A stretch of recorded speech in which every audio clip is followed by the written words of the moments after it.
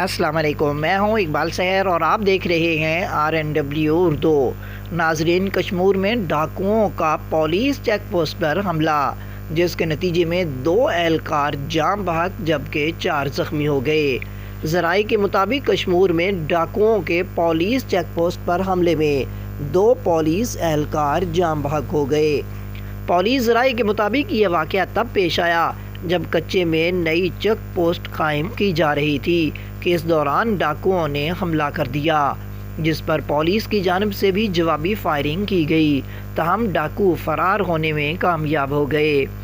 Police ذرائع کا کہنا ہے کہ ڈاکوؤں سے فائرنگ کے تبادلے میں اہلکار صابر علی اور احد علی ڈوم کی جاں بحق ہوئے۔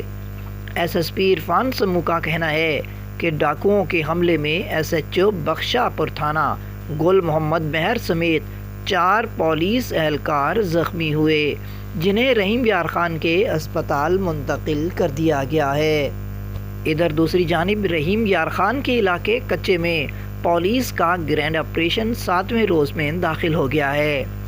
DPO رضوان گوندل کے مطابق پولیس دریائے سندھ کے کنارے نوگو ایریا میں داخل ہو گئی، جہاں پولیس اور ڈاکوؤں کے درمیان شدید فائرنگ کا تبادلہ ہو رہا ہے۔ DPO کا کہنا ہے کہ پولیس لٹھانی گینگ کے سرغنہ کے ٹھکانے تک پہنچ گئی ہے اور آپریشن کے دوران بڑی تعداد میں سمگل شدہ اسلحہ برآمد ہوا ہے۔ رضوان گوندل کے مطابق برآمد اسلحے میں راکٹ لانچر، LMG، کلاشنکوف اور گولیاں شامل ہیں۔